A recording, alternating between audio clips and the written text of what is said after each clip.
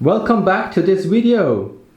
As you might have seen before, my workspace is not that big. I've got about 3 meters 50 and 6 meters in long of footprint of my workshop, and I was thinking a long time to put some heavy duty casters under my workbench. I've got this hammer multi-purpose saw, and the hammer is a bit higher than my actual workbench, as you see here. I went for these 300 kilograms casters. They also got a special brake system here that my workbench will not roll away. When it comes to casters, please always double the workload. If they want to sell you casters which can carry up to, let's say, 20 kilograms, you should get these ones which can carry about 40 or 50 kilograms. I have to measure the height distance or the difference in height, take off the workbench top, and then I have to modify the base in order that at the end I will be exactly flush with my workbench and with my multiple tool here.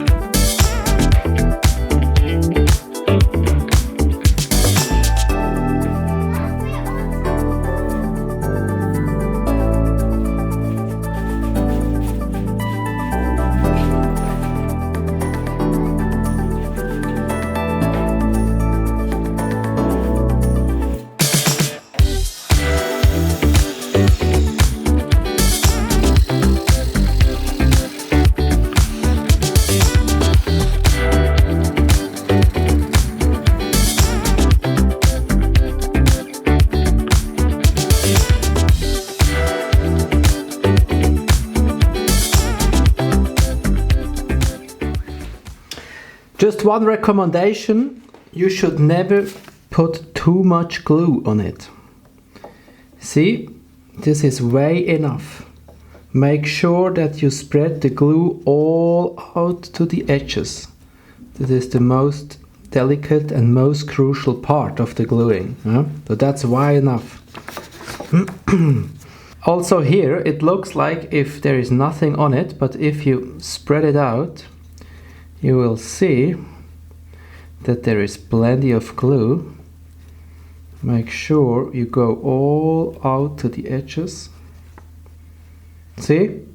That's enough. If you take your fingernail, you can make these little holes, and then you have the indication how thick, more or less, is the layer of glue.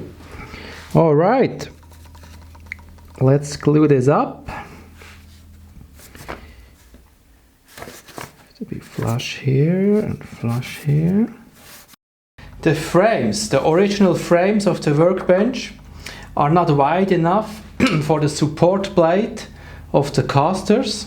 So therefore I made these additional fittings on the left and on the right, and it will look like this afterwards, so that the whole plate is supporting the workbench afterwards. Beautiful!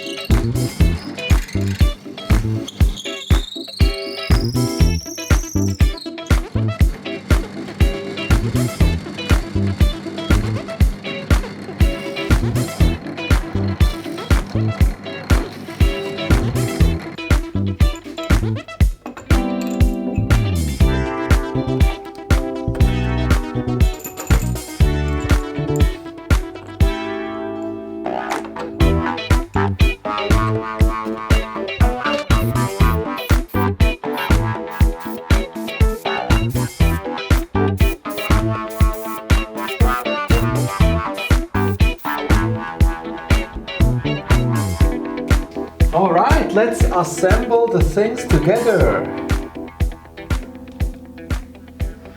As you might have seen before, I was painting just the heads of the screws that they will fit with the other colors of the black, the workbench.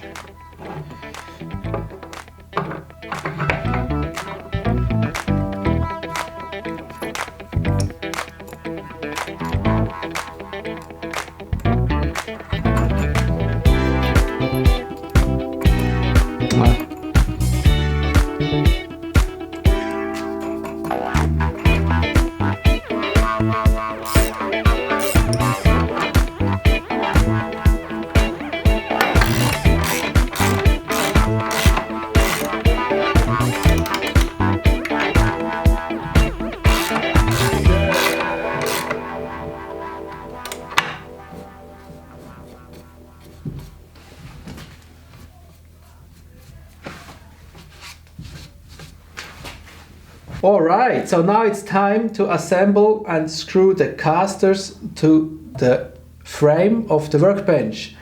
I pre-drilled the holes because these are 6mm screws, and if ever you don't pre-drill here, you will have cracks and marks. And as you see, the position of the holes is not ideal, but I couldn't do it otherwise. But anyway, I glued up, I screwed on this side, so this will not move at all. Alright, and always use a little bit of grease. This will help.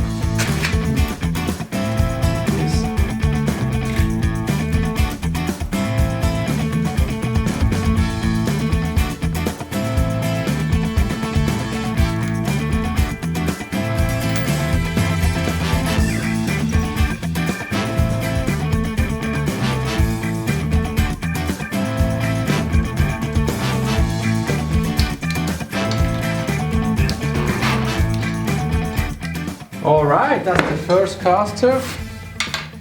Ah, this is too big. That's the one.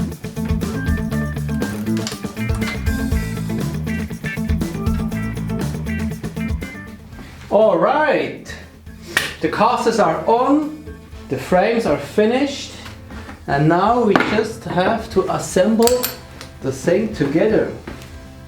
As usual, or as always, I am alone, so I have to figure out how I best can connect the things together.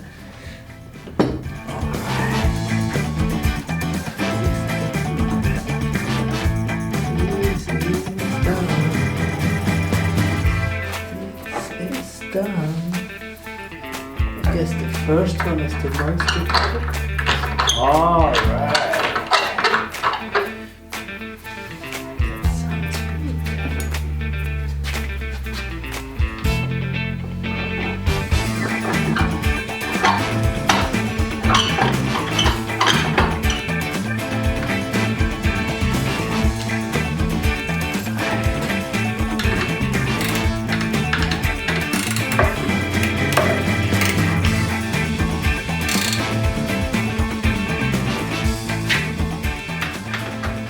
You know, the good thing is, if the plan is going to work, this is always fun, because there are times in the workshop where you ask yourself, why is always something going wrong? And here so far everything is smooth. So this is good. This is exceptionally good.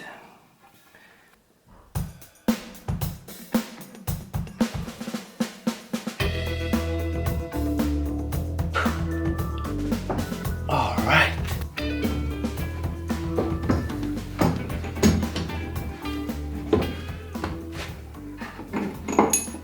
So let's put it on the wheels and see how it is rolling.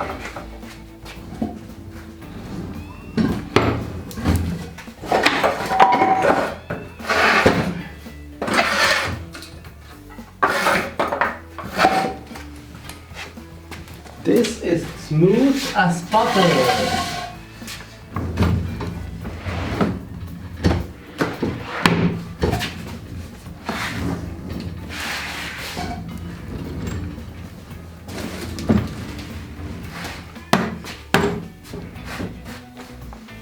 Perfect.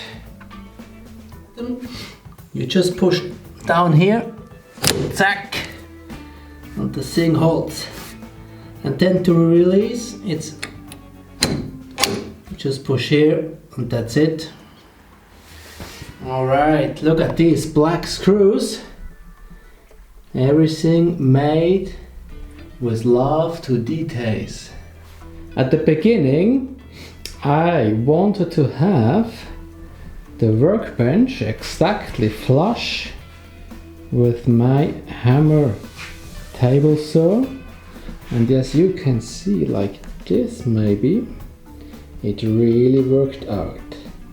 And we will take the level to show. Alright, this is the level, and what I actually try to do is,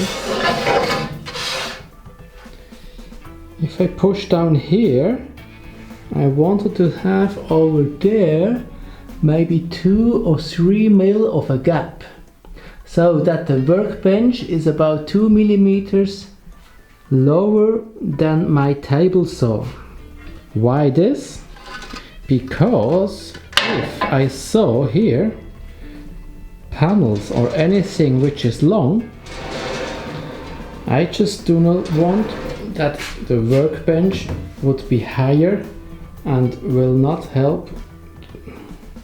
I just didn't want to have the workbench higher than my actually slide table of the table saw.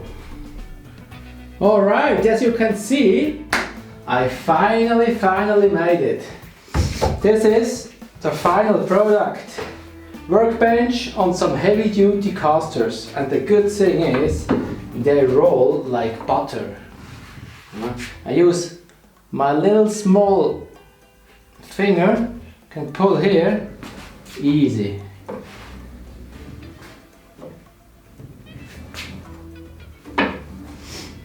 And this is the difference. If you use low cost casters, which maybe are not made for the load you are applying, they will just not roll this easy like these ones.